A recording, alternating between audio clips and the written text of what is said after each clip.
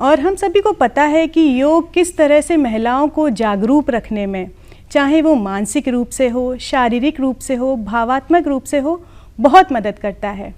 महिलाओं को डिप्रेशन का सामना करना पड़ता है मोस्टली आफ्टर डिलीवरी, क्योंकि या तो उनका वज़न बढ़ जाता है या तो उनके अंदर कॉन्फिडेंस की कमी हो जाती है। तो हमें ऐसे कौन से आसन स्पेशली महिलाओं को करने चाहिए जिससे कि हमारा कॉन्फिडेंस बूस्टअप रहे, हमारे वेट पे हम कंट्रोल रख सकें? सर, इस बारे में थोड़ी जानकारी दीजिए।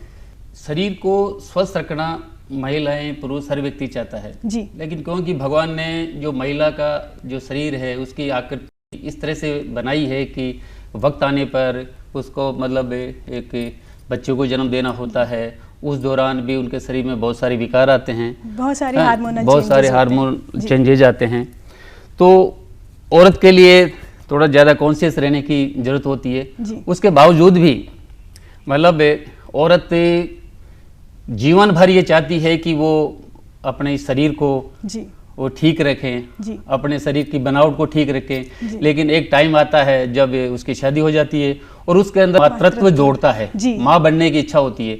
उसको पता है कि मुझे माँ बनना है, लेकिन माँ बनने के साथ ही मेरा जो शरीर है ये मेरा शरीर थोड़ा बिगड़ेगा, मुझे परेशानियां होगी। उसके बावजूद भी वो उस ममत्व को पाना चाहती है, उस सुख को पाना चाहती है। तो जो प्रेगनेंसी टाइम होता है उस दौरान सब ये कहते हैं कि कुछ नहीं करना चाहिए, लेकिन मैं कह रहा हूँ कि कुछ योगासन है तो प्रेगनेंसी के वक्त भी करने चाहिए। लेकिन एक सलाह दी जाती है कि लगभग 12 हफ्ते तक आप कुछ ना करें, घूमे फिरे, उसके बाद में कुछ आसन वो आप कर सकते हैं। तो प्रेगनेंसी के दौरान जो पहला आसन मैं सजेस्ट करूंगा वो सब महिलाओं को जो इस दौर से गुजरती है करना चाहिए, वो है बद्ध कोणासन, जिसको हम तितली आसन भी कहते हैं। बैठिए सब लोग इस तरह से, ऐसे इसी को बटरफ्लाई पोज भी, तितली आसन भी बोलते हैं। हाँ,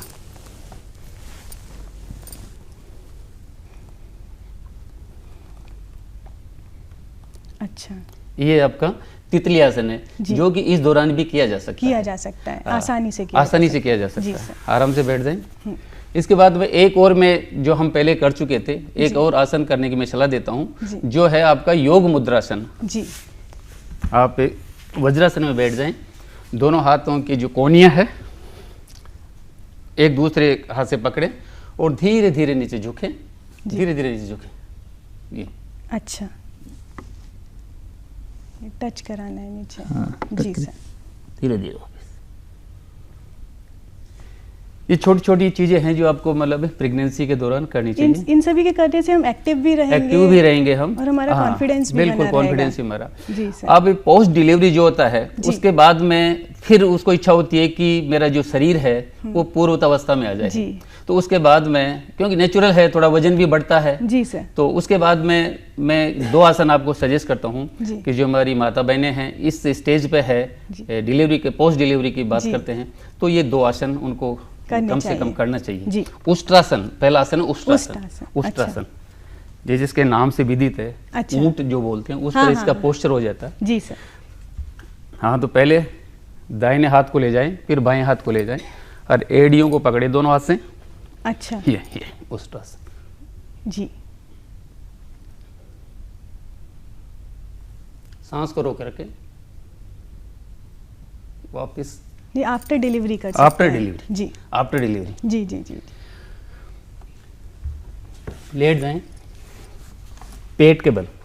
अच्छा, हाँ, यहाँ से भुजंगासन, जैसे अपन उसमें कहते हैं भुजंगासन भी उसके बाद में करने की सलाह दी जाती है। जी, धीरे धीरे श्वास लेने के साथ में चेस्ट को ऊपर लाना है, लेकिन ध्यान रहे आपकी नाभि जमीन से टच रहे। नाभि से ऊपर का हिस्सा ले जाएं। जी, सांस को रोके, श्वास छोड़े, नीचे आए। अच्छा, अब यहीं से धनुरासन, इसके बाद में एक और आसन करने की सलाह दी जाती है, धनुरासन। अच्छा, तो इससे भी हमारी जो फैट वगैरह होती है ये बर्न होती है। जी, दोनों पैरों को बेंड करें, पकड़े टखने से, धीरे धीरे खींचे श्वास लेने के साथ। अच्छा, ये है धनुरासन। धनुरासन जी, सांस छोड़े, नीचे आए। हर एक आसन करने के बाद में आप यदि पेट के बल कर रहे हैं आसन, तो ये मकरासन होता है। अच्छा, ऐसे आप रेस्ट करें। हाँ, एनर्जी दोबारा लेने के लिए 2 आसनों के बीच में अगर हमें रेस्ट करना हो तो मकर आसन में रेस्ट पेट के बल कर रहे हैं तो अच्छा, और पीठ के बल कर रहे हैं हाँ, तो शवासन करें। अच्छा, बिल्कुल रेस्ट।